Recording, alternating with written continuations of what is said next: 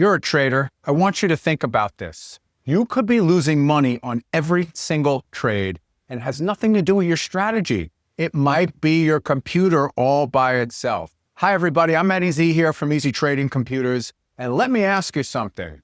Is your computer really fast enough to trade with? Have you ever stopped to think about that? Or maybe the better question is, what happens when you try to trade on an old and underpowered slow machine?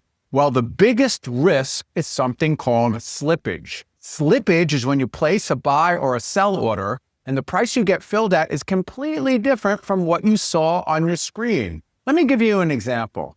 Let's say you put in a market order to buy Apple and the screen says the offer is $230.25. But when the confirmation comes back, you see you paid $231.77. That difference, that surprise, is called slippage. And it can cost traders thousands of dollars in lost profits.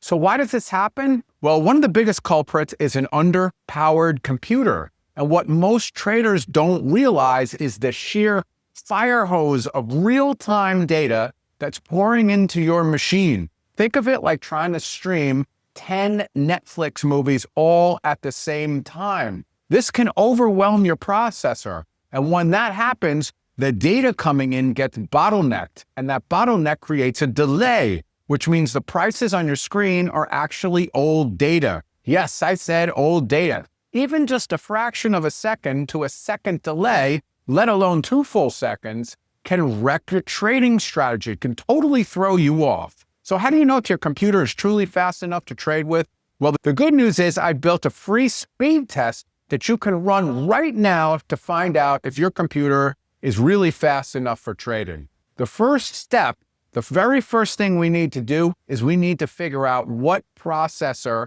the exact name of the processor that you've got in your computer you're using right now for trading. Remember, the processor is the engine of your machine. And just like a race car, you need enough horsepower to beat slippage. So what I want you to do next is click the appropriate link below, and I'm going to walk you through step by step how to check which processor you have and run the speed test right now. Do it now, and let's make sure your computer isn't secretly costing you money. Look below for the link. If you have a Windows machine, click the Windows link. If you're running on an Apple, click on the Apple link, and I'll walk you through the next steps.